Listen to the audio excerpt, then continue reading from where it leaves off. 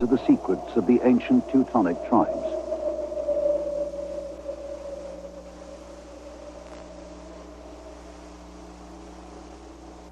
Liszt's visions told him of a Germanic religion, the worship of the god Wotan.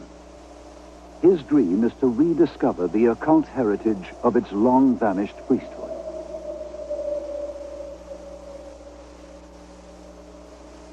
According to Norse legend, the god-magician Wotan, leader of the dead heroes of Valhalla, had won by suffering a priceless store of esoteric knowledge. He had discovered the secret of the runes. Liszt knew that the runes were the alphabet of a primitive system of writing. But to Germanic peoples from the 2nd century to the Middle Ages, they were also magical symbols. Symbols which Liszt believed possessed a deep esoteric meaning.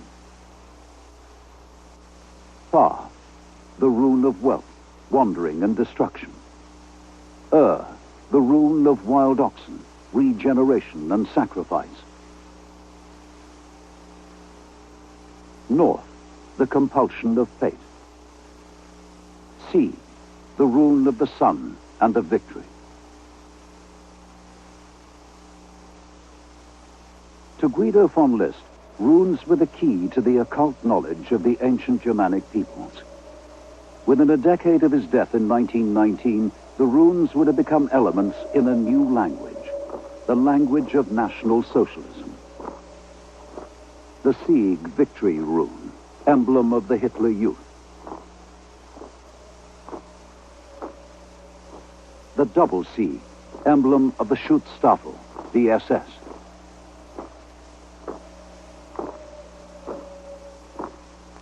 The apple rune, symbol of Richard Volta Dare's Ministry of Agriculture, the rune of inheritance, the rune of German soil.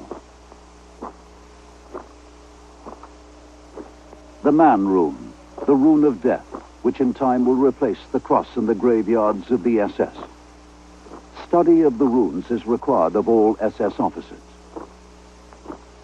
Of the many strange and mystical symbols which have found a place in the new order of National Socialism, one dominates all others.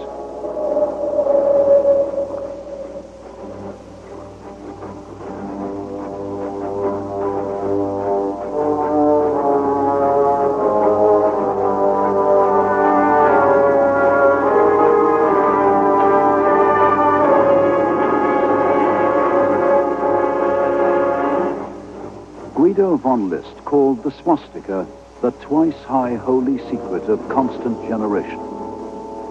He recounts a Nordic tale in which the god Mundel Fiore whisks the cosmos into being. The swastika is the fire whisk, the very act of creation.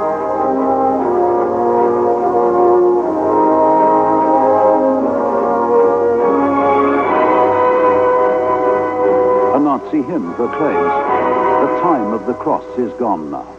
The sun whisk shall arise. And so with God we shall be free at last and gift our people back their honor."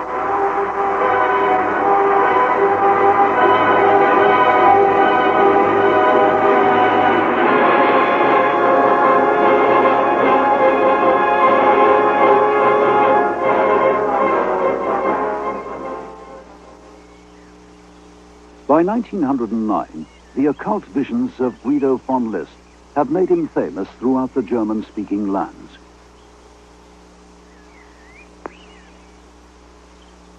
To Liszt, every stream, hill, and forest in Austria was associated with a Germanic god or spirit.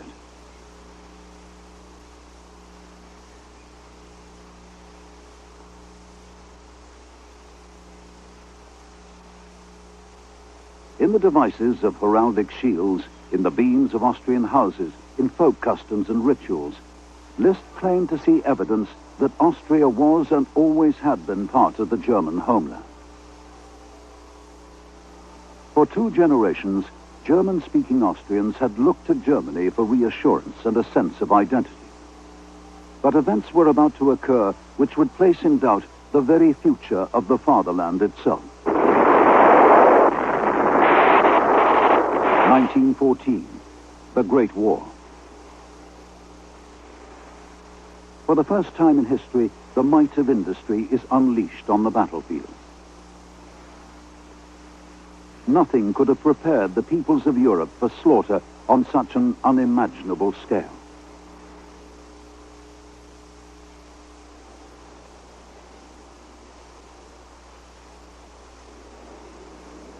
As the war grinds on and casualties mount, frontline soldiers on both sides of no man's land take to the wearing of charms and amulets. In the ranks of Germans and Austrians, the most popular of all magic talismans is the swastika.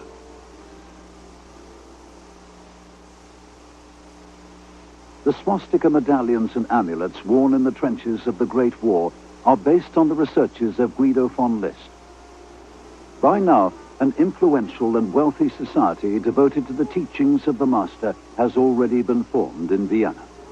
It is the List Society, which supplies designs to the manufacturers of swastika talismans.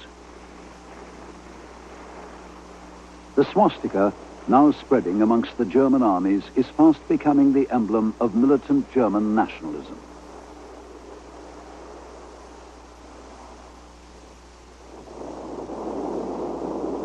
But since 1908, it had acquired another, even more ominous meaning.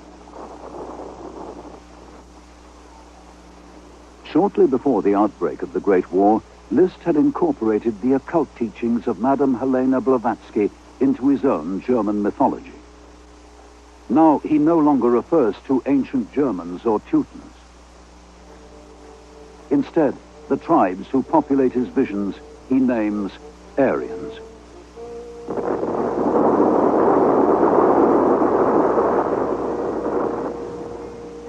In Madame Blavatsky's writings, the Aryans are the race of upward spiritual evolution, the race whose sign is the swastika. In Hitler's Mein Kampf, the meaning of the swastika to the Nazi party is made clear. In the swastika, he writes, we see the mission for the struggle for the victory of Aryan man.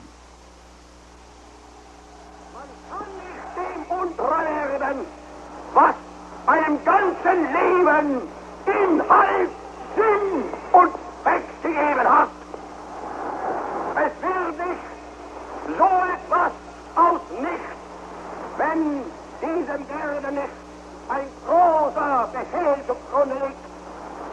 Und den Befehl gab uns kein irdischer Vorgesetzter, den gab uns der Gott, der unser Volk geschaffen hat.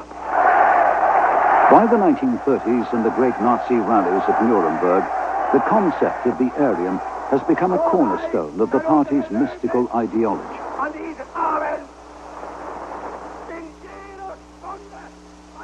The grand design for the Aryan state has already existed for over 20 years. Its author was Guido von List.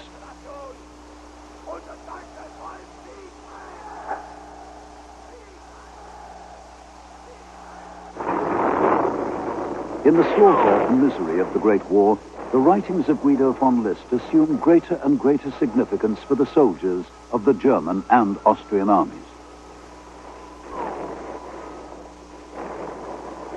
To List, the Great War is the conflict which will purge the world of evil and herald a new age.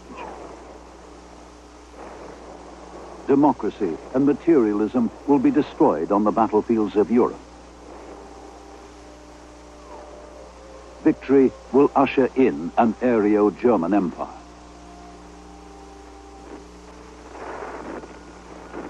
By 1911, List had already described in detail his vision of the future Germanic state.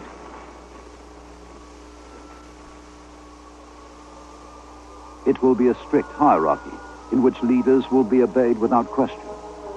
It will be patriarchal, with full rights only for the male heads of families. Only Aryans will be entitled to citizenship.